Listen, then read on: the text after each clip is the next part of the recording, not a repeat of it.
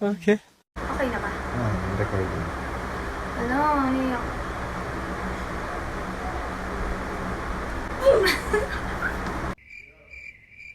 Wait lang, oh my gosh. I'm so nervous system, like, in the middle of the crowds. I don't see nobody but you. Nakikuha nga ng vape ko. Hihinga lang malalim.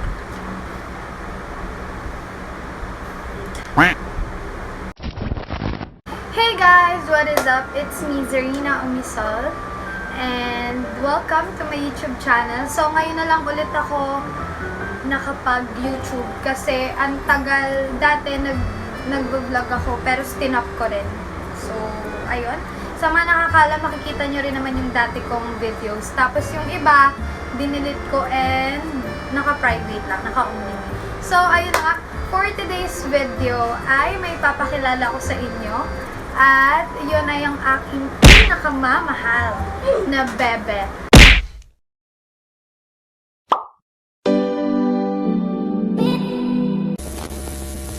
Tada!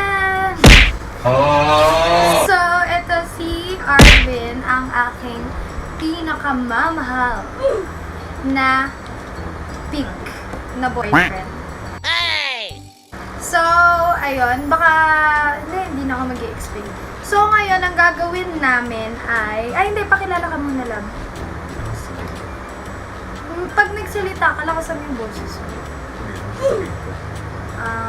Ayan, pakilala ka lang. Hi, ako ang darling ni In. Ako ang darling ni In. Sabi mo. Hi. Ako ang soon-to-be husband na ni Ina. So, ayun. Mukhang mahihirapan ako mag-edit. Maglalagay pa ako ng subtitle kasi hindi na ng boses niya. Pero ayun nga. For today's video, ito yung first video ko ulit sa 2024. So, ang gagawin namin ay question and answer. Nag-post ako sa Facebook na pwede magtanong yung Facebook friends ko na kung may tanong man sila sa amin. Tapos yung iba kinuha ko na lang sa ibang kakilala natin. So, ayun. Magtatanong ako tapos meron kami ditong alak. So, iinom kami. Mojito. Tapos, merong mga ano dito, favorite ko. This is my fave, and ba't ganun, pero okay na yan. Tapos, may mga ano dito, kasi kulang sa kanya yung isang pulutan, kasi malakas siya kumain. So, may mga tanong dito, nasa niya yung ano, magsa-start na tayo, pero, hindi, bago yan, magsa-shot muna kami ng tag-isa, para mamaya, lasing-lasing. Tapos, yun. Open muna namin ito.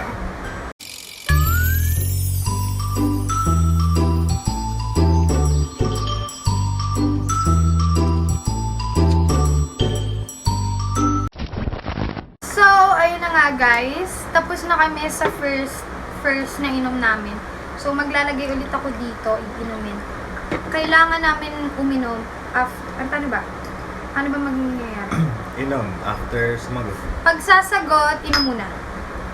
After? So, before. Before na ako naman lagi nasusunod. So, ayun. Ang first na tanong ay, ano ang pinakagusto at pinakaayaw mong regalo ko? Kaming dalawa sasagot niya. Sagot na ako. Pinakagusto, pinakaayaw. Wala namang pinakaayaw eh. Lahat ng nabibigay mo, syempre.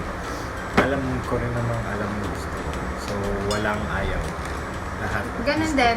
Wala akong ayaw, pero yung pinakagusto ko, lahat naman kasing binigay niya gusto ko, pero yung pinaka, ay yung binibigyan niya ako ng mga ganito, yung anak namin. Ito si Tuti. Meet Tuti.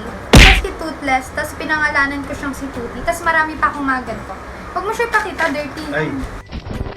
Happy ako sa lahat naman nga na-receive ko. Ikaw, pinaka gusto. Pinaka nagustuhan ko yung gift mo na itong last Christmas. Ah, Yung gaming chair. Yung gaming chair.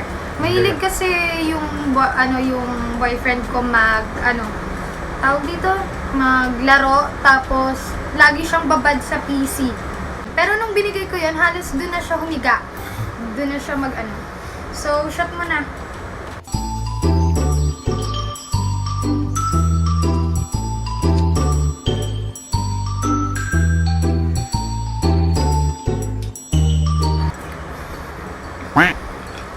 Okay. So, let's move on to the next question. And the question is, anong gusto mong baguhin sa history ng relationship natin? History. From the start, gano'n. Wala naman. Ako din, wala. Kasi lahat yun parang kinailangan nating pagdaanan. Tama. Wise Tama. man. Ako, wala din akong babaguhin. So, i-shot mo na ulit, babu. Lasingan talaga to. Ang bilis lang pala. Mabilis lang.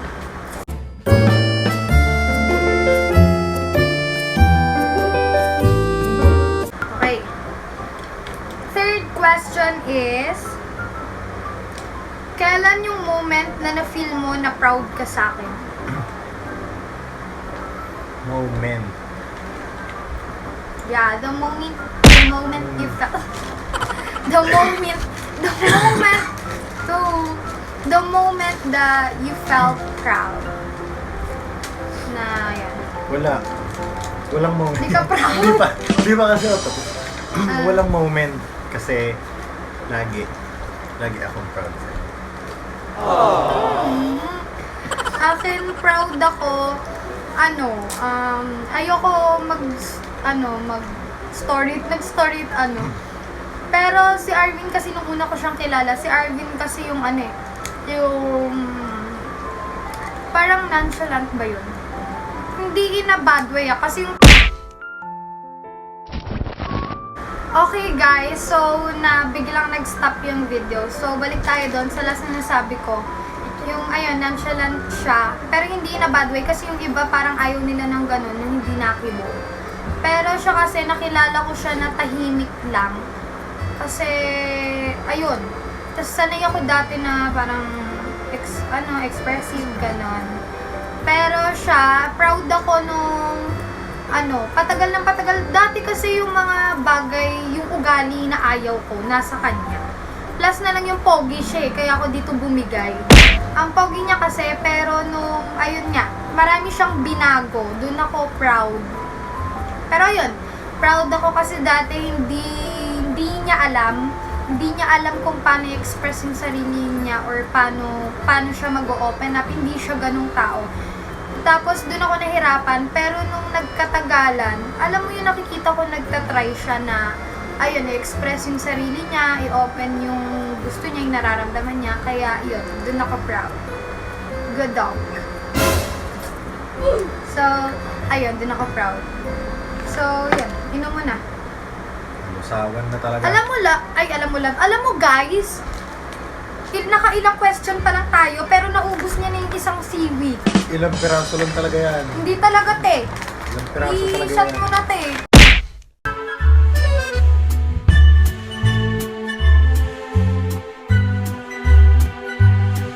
Siguro mag-shot-shot na lang kami kasi mahina rin tong kainuman ko kaya as always, taga-salo. Wow! Let's move on to the next question. And the question is, ikaw magbasa. Lakasan mo boses mo. Ano yung mga bagay na nagagalit ka or nakakapagpagalit sa'yo? Lahat. Hindi. Kasi ako hindi. Irritable ako, pero okay. Yung seryosong tanong, ano yung mga bagay na nagagalit ako? O parang wala. Hindi sa pero irritable ako, naiirita ako sa kanya, oo. Pero ito naman kasi hindi siya gagawa ng ikakagalit ko. Hindi na siya gagawa ng ikakagalit ko or alam niyang ikaka-bad trip ko pa ganun.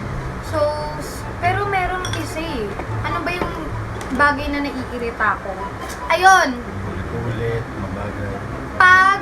Oo, yun. Hindi, pero hindi naman. Pinaka-main.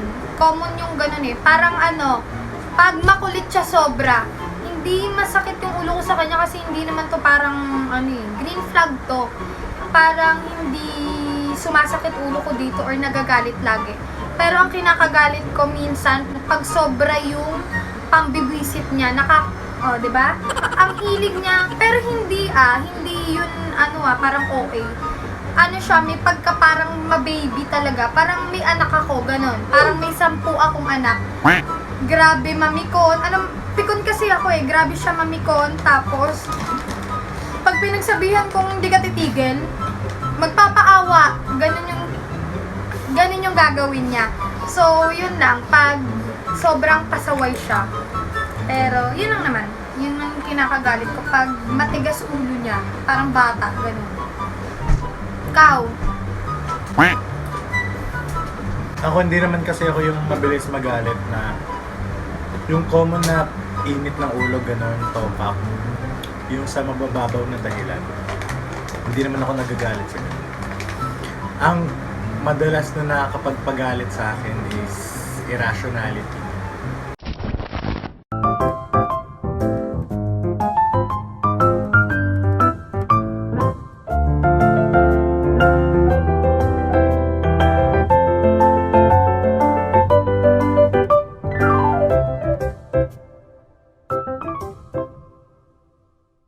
Next question. Ano ang ilang minutes na tapos pang ilang question pa rin tayo. Bilis ako sumagot. Ano ang pinakagusto at pinakain mong ugali ko? Bilis, sagot. Lahat. Ayaw mong ugali ko? Hindi. Ay, hindi. Ano ang pinakagusto muna? Pinakagusto yung nagkakasundo kami. Parehas kami madikit, clingy. Clingy. Parehas kami nag-enjoy sa ganun. Pinakaayaw. Ito. Ano? Mabunganga. Pero, i-explain mo naman. Baka sabihin, mamaya mabunganga ako. Mabunganga lang ako pag mabagal kumilos, pag pasaway. Nilinis yung pangalan. Nilinis yung sarili. Oh, ikaw explain. Yung sa ganung bagay kasi maigli pasensya niya. So, isang sabihan pag wala agad resulta, sigaw na.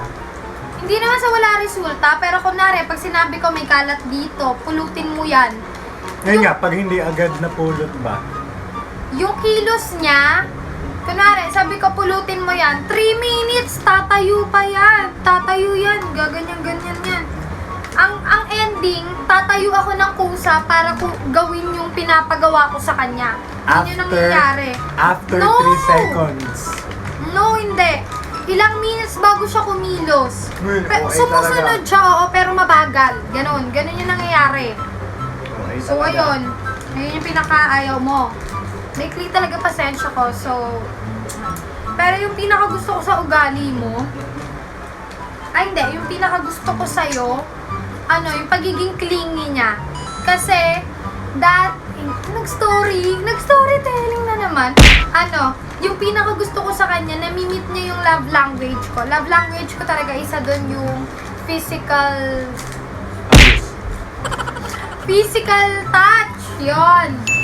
Tapos, parang first time ko maranasan yun sa kanya na nakita ko yung ugali ko sa kanya na kailangan, gusto ganito, ganyan. Sobrang nito, parang sobrang clingy, sobrang lambing.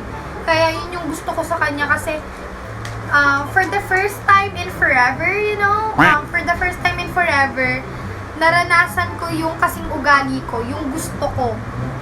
Ginagawa niya ng kusa sa akin, kaya ayun. Pero sa kanya, pinaka-OA naman sa kanya. Hindi naman OA, pero which is gusto ko naman yun. Parang okay sa akin, sa part ko.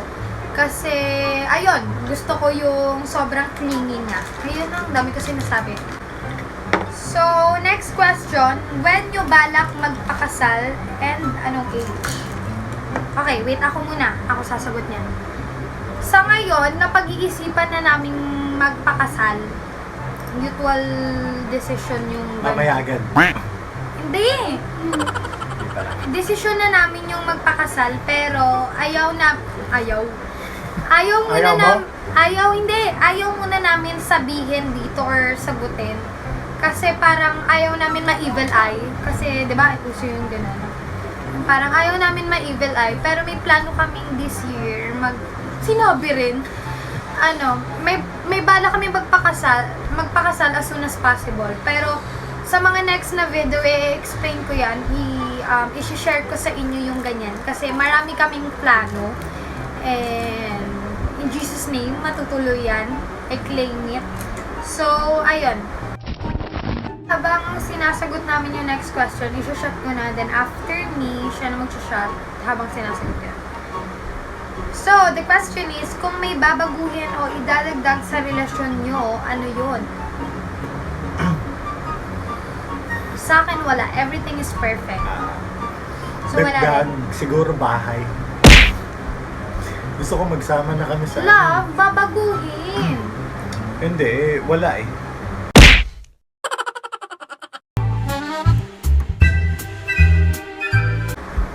Anong first impression nyo sa isa't isa? Ako muna. Bida-bida. Hindi, ako muna. First impression ko sa kanya, playboy, babaero. Pero naiba yon hindi. Kasi sa mukhang tubi, hindi sa pagmamayabang pero marami nagkakagusto dito. Tsaka sa personal, iba yun to. Matangkad tubi. Laglag panty mo. Kung first impression ko sa kanya, babaero. Maraming babae, fuckboy, ganun. Pero nung nakilala ko siya, hindi. Parang hindi makabasag pinggan. Ganun yung siste. So, yun yung first impression ko. Ikaw. Ikaw na magkwento, sabihin mo na agad. Unang ko talaga sa'yo, mukha kang hindi Pinoy. Ano ba sabi ko sa'yo? Ano ba yung profile mo nun, yung may iniinom kang Zagu? Zagu. Para talagang hindi Pinoy. Ewan ko kung Amerikano o taga kung saang bansang may alien. Yun din yung first impression ng iba sa akin. Hindi lang sa Facebook pero yung iba sinasabi talaga na parang may lahi ako. Wait lang guys, bubuksan niyo yung pamangkin ko kasi kumakatok. So, ayun. Yun yung first impression niya sa akin. Akala niya may half din ako. Yun yung laging bungad or tanong sa akin ng tao kung may half man ako, pero wala. Kung may half ako, wala. What are some of the things that you are most grateful for? Ako muna. Shut mo. Ikaw na lang. The things that I am most grateful for are sa partner ko, tapos work. Yun. Partner ko and work dahil ako kasi ang dami ko talagang plano, kaya thankful ako kasi tamad akong tao pero marami akong plano and pangarap. Meron akong partner na napupush ako na hindi dapat pwede pahinga lagi, hindi pwede dapat ganito ganyan. I-push mo. Kahit hirap ka ngayon or ganito ganyan, kailangan i-push mo. Ganon. So, grateful and thankful ako. Blessed ko dahil kahit may mga, hindi naman masasabing blessed ako in a way na kahit ang dami kong, kahit hindi ako ganun ka, kahit hindi ako ganun ka, biniyayaan sa family.